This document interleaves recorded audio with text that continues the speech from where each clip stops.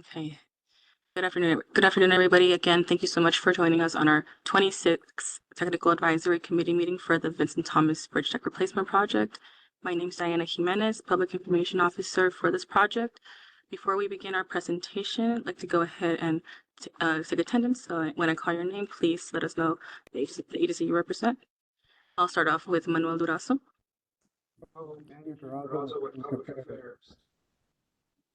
Thank you, Manuel. Alex Brown. Good afternoon, Alex Brown, Caltrans Environmental Planning. Thank you. Jin Rong Wang. Jin Rong Wang, I'm from Caltrans, Senior Bridge Engineer, Bridge Design South. Thank you. Rima Tabaleva. Good afternoon, Rima Tebeleva, Project Manager for Vincent Thomas Bridge Deck Replacement Project. Thank you. Ken Young. Present. Good afternoon, Ken Young, Caltrans, Office of District Traffic Manager. Thank you. Wilfred Domingo. Hi, good afternoon, everybody. Wilfred Domingo from Caltrans, Office of Mobility Programs. Thank you. Thank you. Okay. Michael Francis.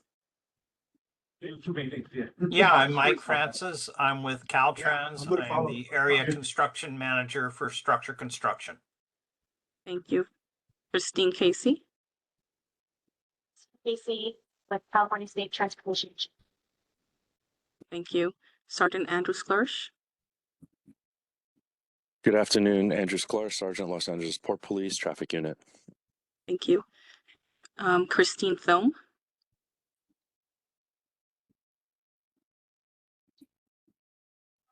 Sorry about that. Took a second. Hi, it's Christine. I'm the Port of Los Angeles GIS Manager in IT.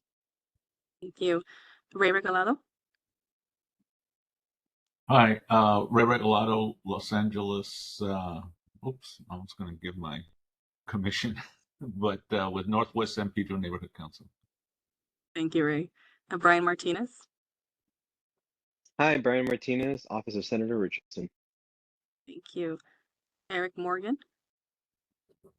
Good afternoon, everyone. Thank you, Diana. Eric Morgan, Emergency Management Department, City of Los Angeles.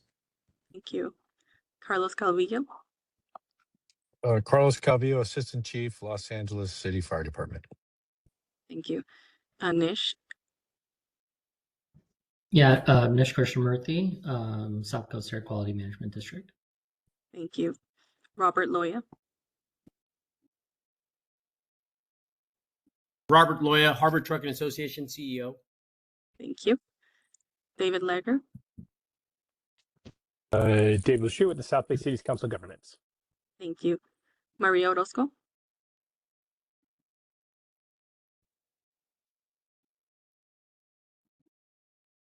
Maria, can you hear us? We'll keep going. Sumei Tan. Hello, Sumei Tan, Caltrans. Sorry, I'm having audio issue. Thank you, Diana. Thank you, Sumei. Next we have Jeff Smith. Yes. Hello, Jeff Smith with Skanska CEC joint venture, the CMGC contractor on the Vincent Thomas Bridge. Thanks, guys. Thanks, Jeff. Saeed Rutsari. Hello, everyone. Saeed, Senior Traffic Engineer, Long Beach, City of Long Beach. Thank you. Alan Wang. Alan Wang, Caltrans, District 7, Project Management. Thank you, Alan. Darren Wright. Hi, good afternoon. Darren Wright, Port of Long Beach Tenant Services. Thank you. Next we have Nailea Alvarez.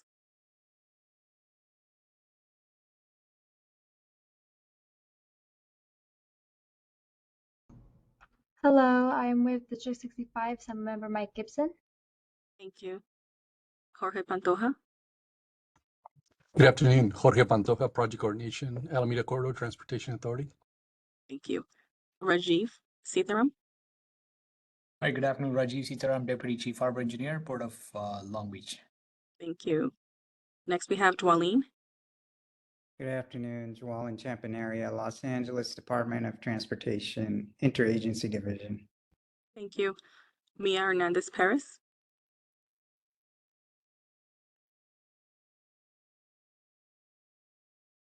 Mia, can you hear us?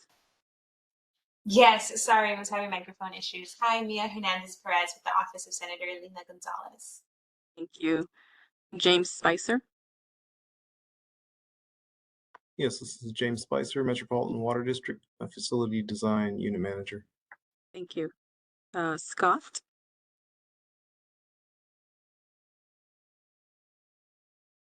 Scott, can you hear us? Hi, Scott Green, LA Metro Service Planning. Thank you. Brian Fernandez, LA Unified. Hi, I'm Brian Fernandez, the Mexico Project Manager for LAUSD. Thank you. Sean Kearns.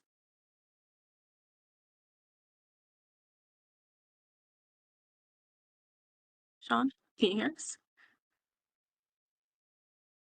Okay, we can keep going. Up next, we have Masashi Tsuji.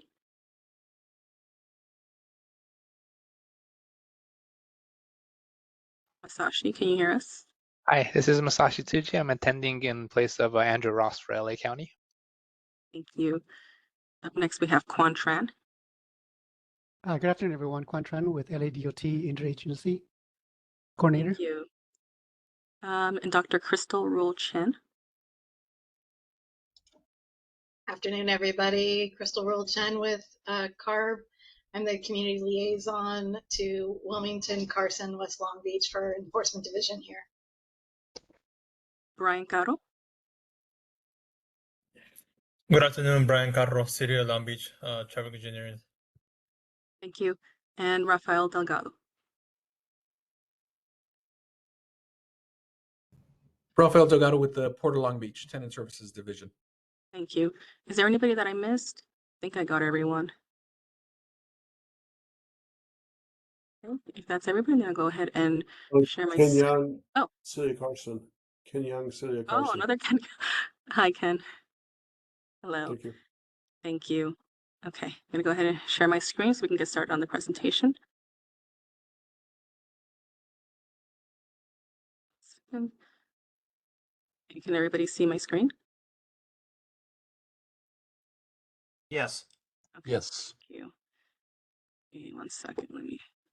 Okay, so again, thank you so much for joining us on our 26th Technical Advisory Committee meeting.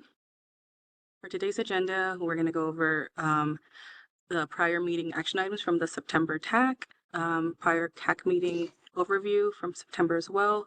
For this presentation, we'll be talking about some scheduled closures of the Vincent Thomas Bridge project schedule, a recap of the goods movement stakeholder meeting from September 17th, project coordination map, a small update with the Vincent Thomas Bridge project website, November and December TAC dates, open discussion, action items, and information on the next meeting.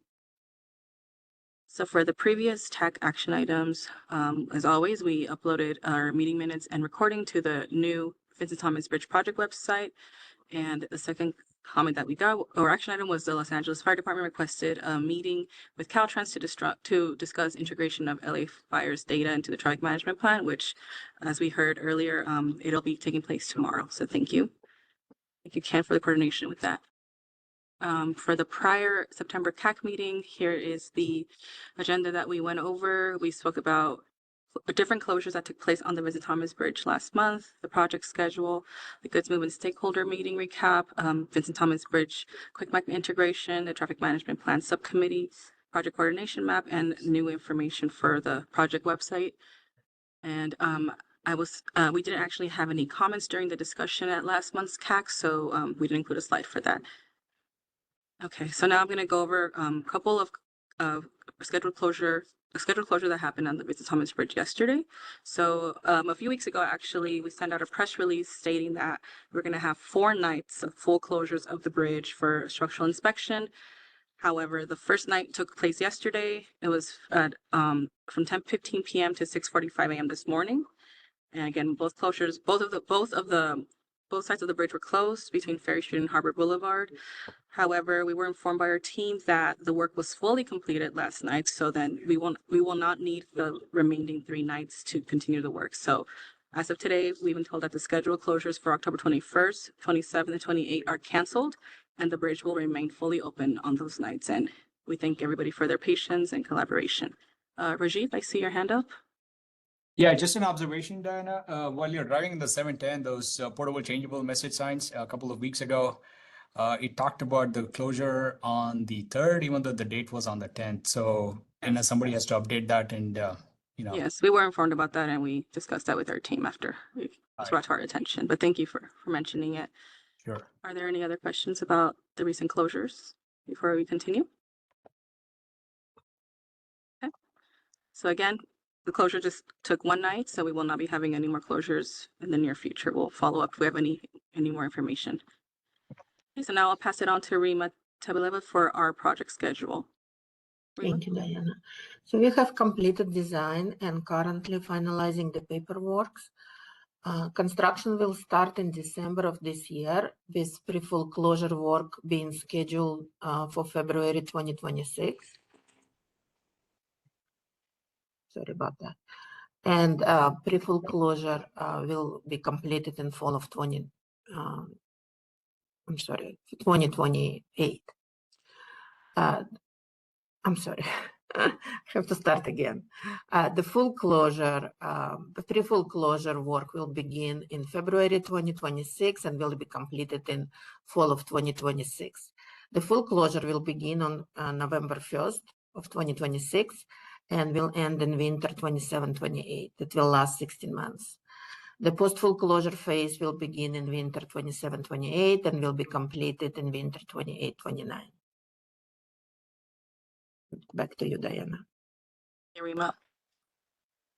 Okay, so now we'll go over some of the topics that were mentioned in the Goods Movement stakeholder meeting in September 17th. One of the topics included the holiday work exception. So we were informed that the contractor will work through the holiday season. It's between Thanksgiving, Christmas, and New Year. There's also mentioned that there's a walkthrough meeting with the Port of Los Angeles, Caltrans, and the contractor to identify utilities, which actually took place earlier this month. And Council District 15, so the Office of Councilmember Tim McCosker is exploring potential water taxis between San Pedro and Long Beach for this project. Axel, are you on this call to give any updates on that? I don't think he's on this call, but we can follow up with him regarding this topic. Along with that, we talked about exploring integration of different apps into the Quick Map app when it comes to the closures.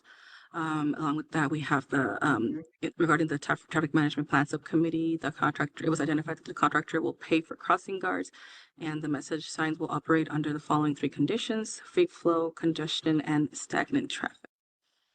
And now I'm going to actually pass it on to Ken Young, who will talk more in depth on the traffic management plan subcommittee. Ken? Thank you, Diana.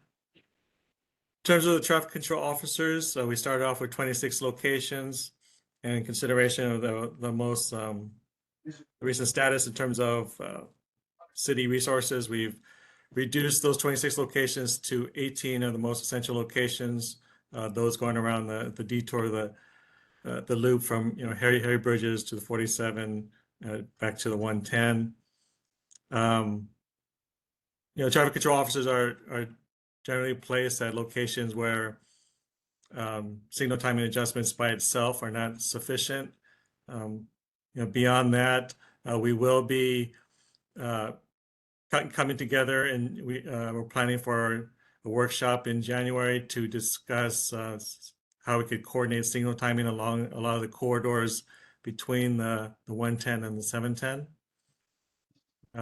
Next, Dana.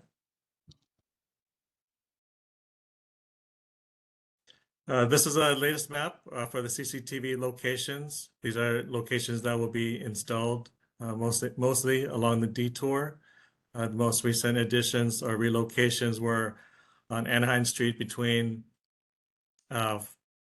Alameda and the 710, and on PCH to allow for greater visibility of traffic along alternate routes. We are also assessing the health of our assets along the state highway system. We currently have a number of those locations that are not, those assets that are not operational. They've been incorporated into projects, and we're working actively with our maintenance electrical personnel to get those others that are not incorporated into projects operational for use for this project. We're also, we had our last TMP subcommittee meeting last week. So there was this continuing dialogue regarding potential application of CCTVs on Alameda that's currently being evaluated and assessed. We're understanding of the use of Alameda going into the port area. So we'll give it some strong consideration. Next. Oh, and then sorry, above and beyond that, we're also working on development of or providing enhancements to our Quick Map app. We're looking to provide features that include providing live video feed for these CCTV cameras that'll be on the detour on the web version.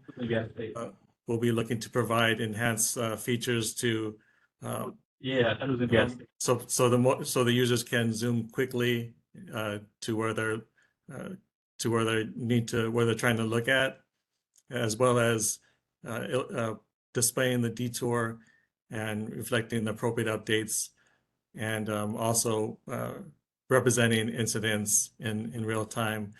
The infrastructure, a project has been initiated to provide these enhancements. The infrastructure will be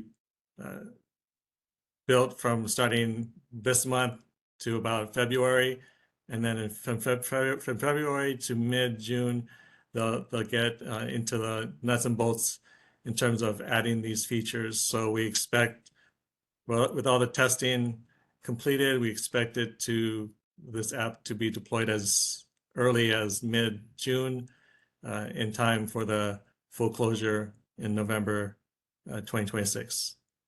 And that's the end of my report. Thank you, Ken. Oh, Darren Wright has a question. Hi, I want to float an idea, and I don't know if this has been thought through thus far, but East I Street is an option.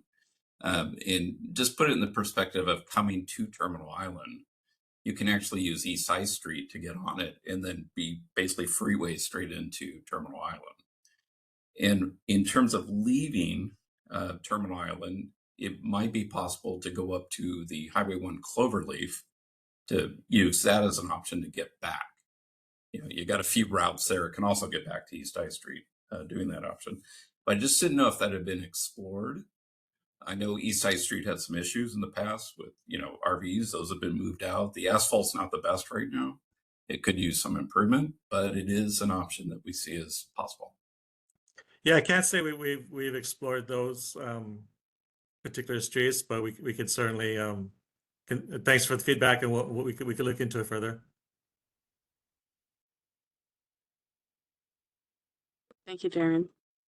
Okay, and thank you, Ken. So now we'll go to the next section. I'll pass it on to Wilfred Domingo to go over our area projects coordination map and schedules. Oh, actually, sorry, Nish, do you have a question? Yeah, I have a question. So for the CCTV, I was just kind of wondering, like, is the purpose of it for like enforcement, or is it for like kind of traffic monitoring? Traffic monitoring. Traffic monitoring. Okay, thank you. Are there any other questions regarding the CCTV locations or the TMP subcommittee? I have a question regarding the CCTV. Can you just kind of explain to me like what the traffic monitoring would look like? I'm not an engineer, so I just don't know what that would look like. Well, I mean, there may be the basic condition where we look through the feeds and we see congestion in certain streets, certain intersections, and our teams can make the adjustments to signal timing. That allow us to detect and make adjustments to signal timing to alleviate traffic flow if it presented itself. But also if there were incidents on the roadway, then we'll be able to work with the first responders as best possible to provide a prompt response. Got it. Thank you. So then someone would be monitoring these cameras, like would it be their like like they're on full time, like same for traffic congestion, or is that like a robot or? Well, we will. Yeah, we will have. We have dedicated resources specific to this project to focus in on. So, like for example, we'll have staff focus in on these cameras, surveying it exclusively, and so they could be as responsive as possible to any type of scenario or incidents that may occur.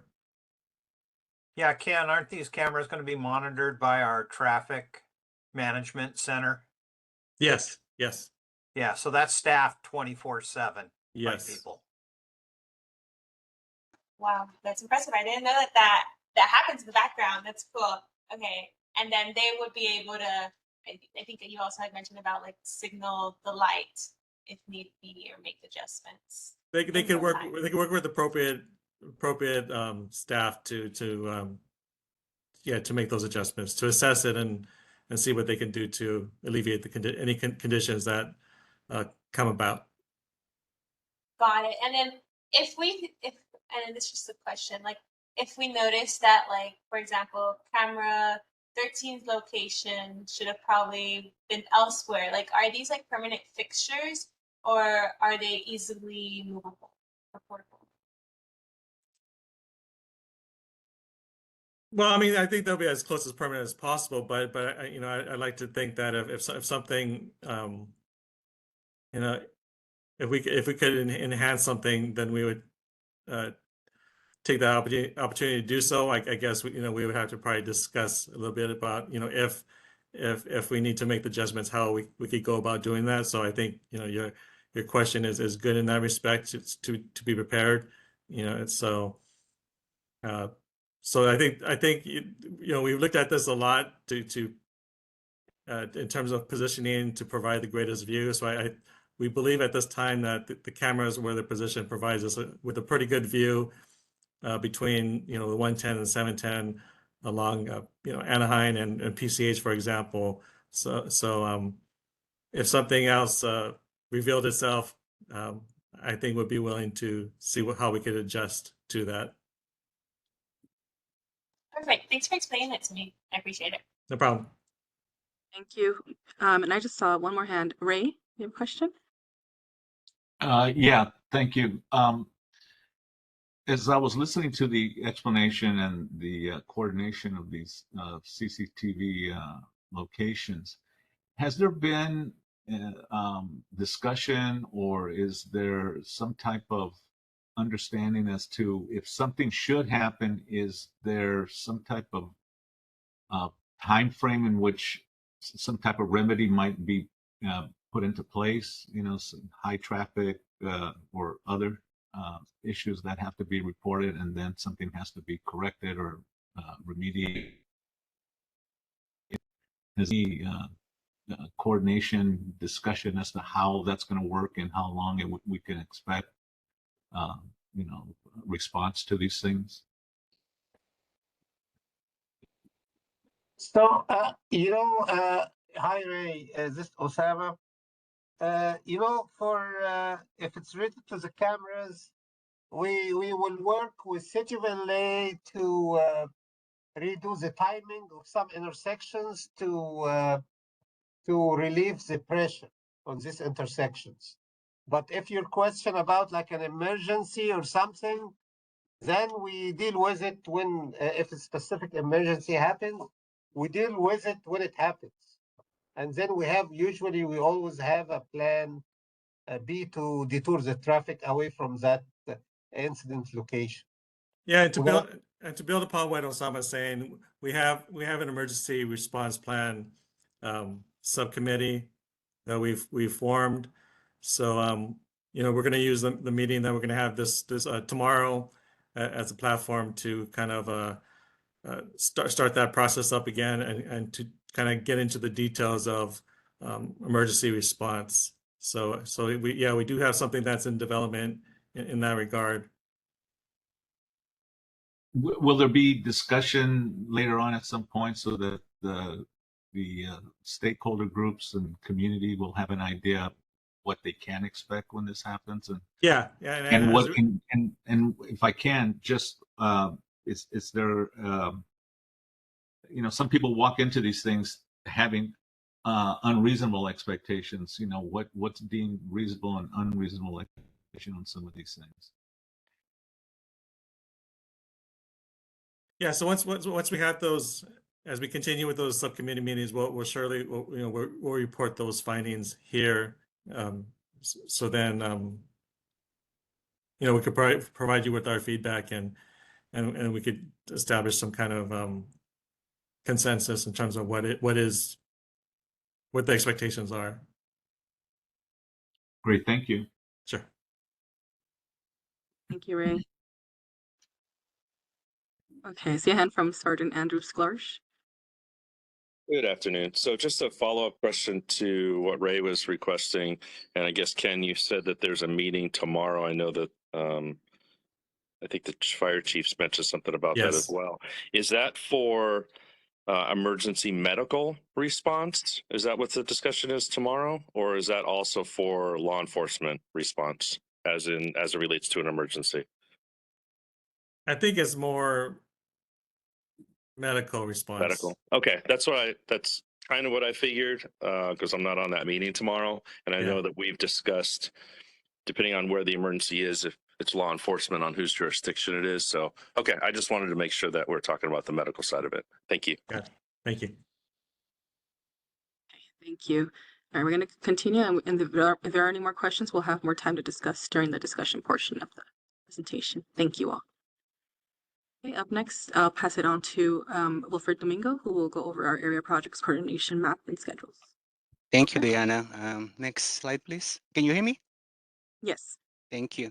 So this is our project coordination map, and I only have a minor change in terms of the schedule. So we still have the same projects, but we had a meeting with the Project S.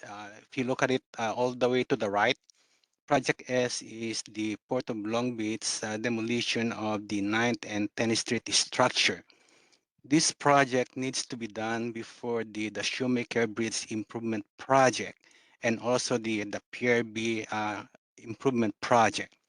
So with our latest meeting last week, we were informed that they'll be able to finish the demolition by September of 2026. So that is good news because this will be before the full closure of the Vincent Thomas Bridge project.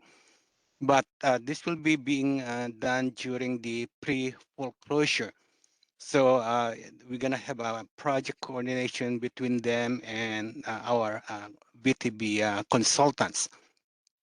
So that's good news for this one now. And I believe when we had the last meeting with Project E, which is, by the way, I highlighted the two projects in brown. These are the two projects that are within our detour routes, and we're coordinating properly with the consultants, with the ports to make sure that it will not really make so much degradation in terms of traffic safety and operation. So for Project E, which is the Seaside Avenue and Navy Way Interchange Improvement Project, with our last meeting with them, it will be a minimal impact into our VTB detour. So that's also a good news. And I believe I heard that somebody from the city of Carson. So we have Project R here, and they will be doing the Sepulveda Boulevard Bridge widening project. So I believe, I don't know if the city has an update with this project. From the city? Anybody from the city? Yeah, this is Ken Young, City of Carson. We are currently going to award the contract November 5th and begin construction on February of 2026. And do you have a rough estimate on the completion? 2 years from that, so February 2028. Okay. Okay, I will try to update that. And anybody from the Port of LA, if they have an update on the Project C, which is the Harbor Boulevard SR47 interchange project. I talked to the resident engineer about this project, and at the beginning of the full closure, I was told that it will have a minimal impact. So I don't know if anybody from the Port of LA, if there's any update on this project. I guess not. So again, we're trying to do our best to coordinate of all this project. So if you notice, I mentioned over our last meeting that I highlighted the ones in pink. We have this Caltrans project G and N that we already completed. So that's good news. So again, we're coordinating everything within our power to make sure that we're not affecting so much, especially the communities within the vicinity of Vincent Thomas Bridge.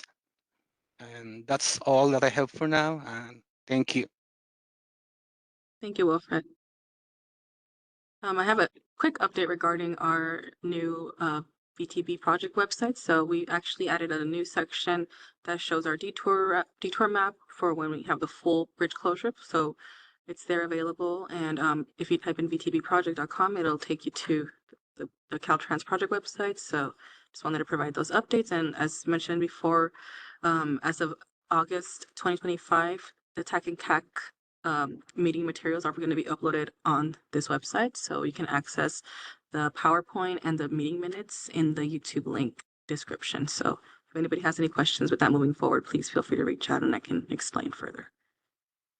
And as we get closer to the holiday months, we just wanted to double check and clarify our TAC December and November dates. So to confirm, we'll be having the November TAC on November 18th and the December TAC on December 16th at 2 o'clock. So just wanted to make that clear in case there are any questions about holiday schedules and holiday. So we're good with the TAC. And now we've made it to open discussion. So if anybody has a question or comment, please reach out now. Thank you. Nish, is there your hand up? Yeah, so I have a question about the status of the traffic management plan. You know, I was wondering if that's already been finalized, and if it's still open or still under development. Like, is there a process for kind of like community feedback?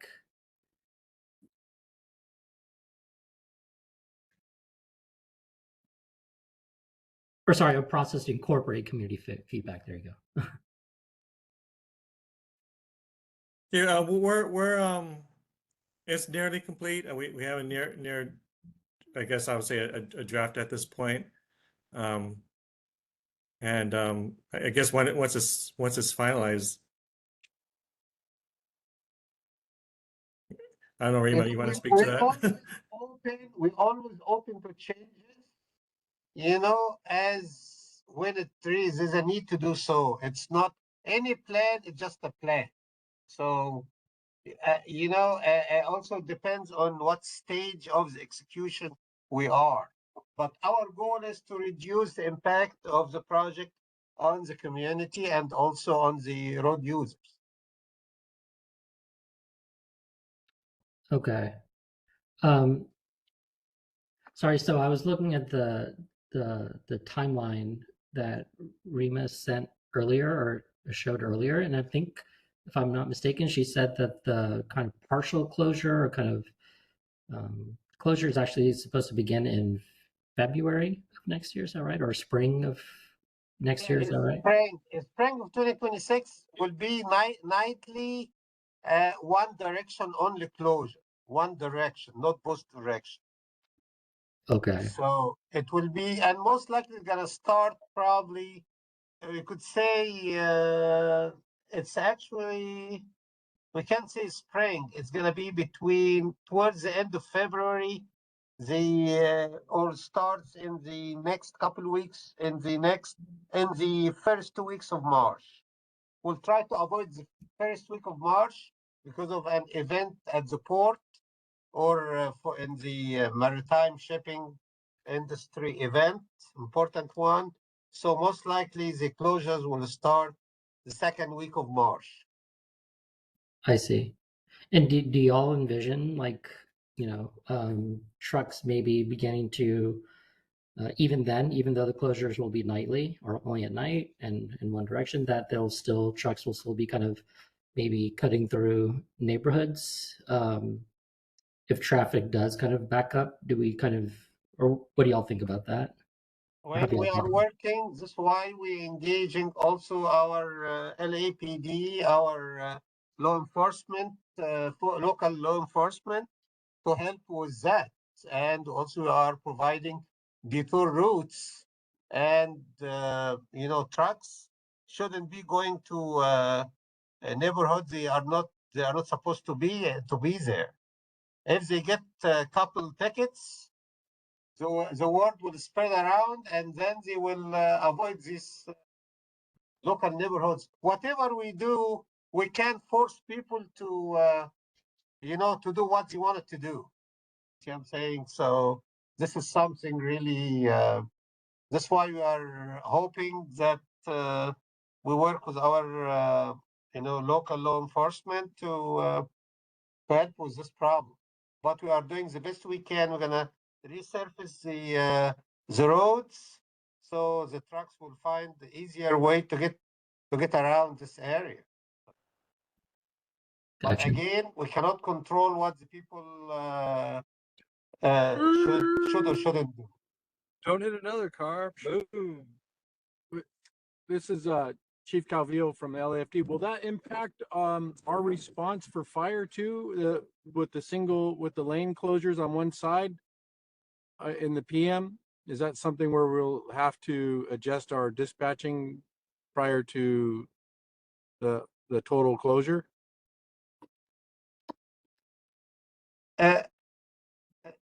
Can you answer this, or I don't think at this time I don't foresee a challenge in that regard.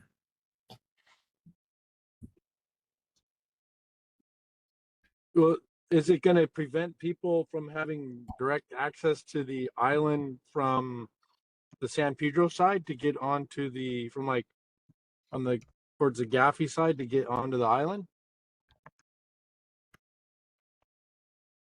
So I'm just trying to think of when I need to up staff to make sure that we have appropriate resources on the island, and if we're going to have extended responses. You mean for fire and medical emergency?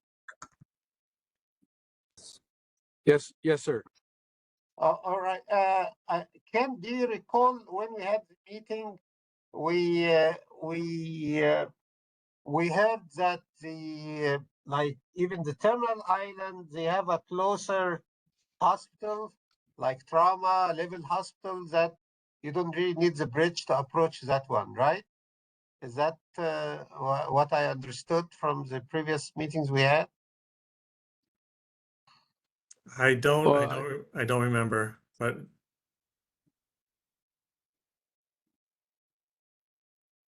the detour should be. We're gonna have a detour in place, and this will be also like a dry run for the full closure. That is, we cannot avoid anyway. That will happen by November 1st, 2026. We're gonna have to close the bridge for 16 months to replace the deck. So the nightly one direction closures are needed, so the contractor will be installing like a shield, will be installing elevator staircases, and also crane tracks. So once we start the full closure in November 2026, we will be able to finish in 16 months, hopefully by the end of February 2028. This is a very monumental task, very complex. It's not an easy job, basically. So yeah, I think you answered. I understand that. I was just particularly pertaining to the nightly closures. And I'm just kind of was thinking, okay, is that going to impact responses onto the island? Maybe, Ken, we could just kind of make that part of our agenda tomorrow, just so we have clarity, and just so I know when, we might have to pull up staffing earlier on the island. I want to make sure that we're doing that so we have proper coverage. Okay. Okay. Darren's hand was up for a while. Then we'll go with Ray.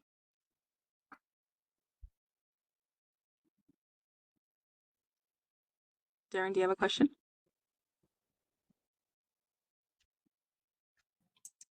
My apologies. I forgot to take it down. Okay. Okay. Ray? The discussion that seems to be coming up more and more here in the harbor community, especially we're hearing it from the Port of Los Angeles and other stakeholder groups, is the fact that there seems to be talk about raising the bridge, raising the level of the bridge. I'm not sure if there has been any discussion about that on here. I know I think I've missed last month, so I'm wondering if there's been any discussion, if there've been any thoughts, how that might impact the bridge in the future with this, if this is going on, how it might impact what we're doing here, and are we looking at more closures in the future with this type of project, or is it something that is actually feasible, raising a bridge?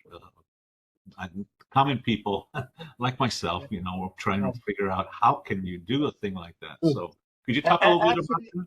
Yeah, Axel raised his hand, so probably Axel would like to chime in. Just go ahead, Axel. Sure. So I know that there's not POLA staff on today, so I'll put on my carry mask for a little bit. So basically, this was an idea that was floated around by the director, by Gene Soroka. They wanted to take a look at the feasibility of raising the bridge. This was something that they did in the Bayonne Bridge in New York, which is kind of a similar project. Different style bridge, not the same kind of support structure, but it was something that was kind of similar. And so he wanted to take a look at doing that because obviously there is economic promise to being able to raise the level of the bridge. You have larger ships that are able to go into the backside of the channel. And obviously you can increase cargo numbers over time. And so it's good for the local economy and good for everyone. Engineering wise, I think it was going to be a tough ask to begin with. And so I think to give you the latest, port staff had worked with Caltrans and had a couple of high level meetings. They were going to submit a proposal for raising the bridge, and I believe those meetings were set. The final meeting on that was either this week or next week, Ray. And so after that, Gene and Caltrans staff would probably have a better idea of whether that project or that proposal is moving forward.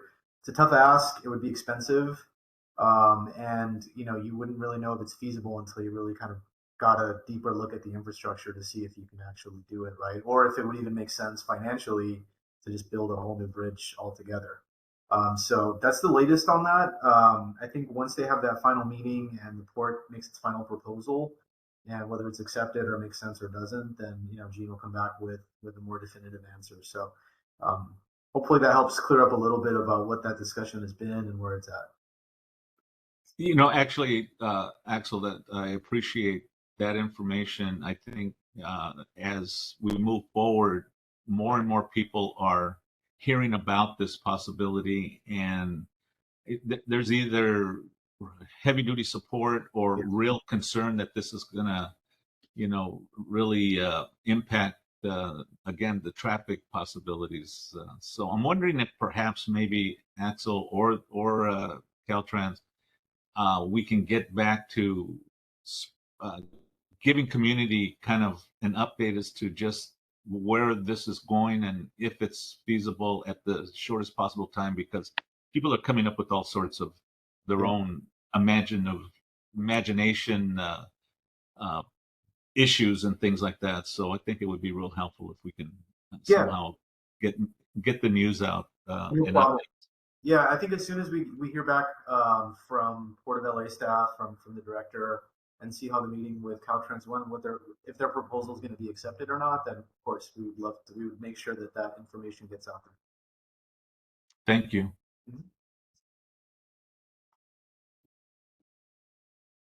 Michael, did you have a question for Francis? No, I just wanted to jump in on the bridge raising question, just to point out that the Bayonne Bridge that he referenced is a steel arch bridge, and the Vincent Thomas Bridge is a suspension cable bridge. They are two very different types of bridges. Although the deck structure is similar, the structure that supports that deck is very much different from each other's. That's all I wanted to point out. Thank you. Are there any other questions or comments? Okay, we'll go ahead and finish the rest of the presentation. Okay, so for action items, we have LA Fire from Carlos Calvillo inquired about the department knowing how much staff the department will be needed once we begin the nightly closures. So I think that will be discussed tomorrow in tomorrow's meeting, and that's it for action items. So again, like I mentioned, the next TAC meeting will be Tuesday, November 18th at 2 p.m. As always, if you have any questions or comments, please feel free to reach out to us at vtbproject@dot.ca.gov, or you can reach out to me or Manuel Durazo, and our phone numbers are listed below. And like we mentioned, our project website is beginning to have all the TAC and CAC materials from previous months, so we can view those from August and moving forward, and any older TAC and CAC meetings can be viewed in the event room website. Okay. And if there aren't any more questions, we would like to thank you for joining us again on our 26th TAC meeting, and we hope to continue this great partnership. Have a great day, everybody. Thank you. Thank you. Thank you. Thank you.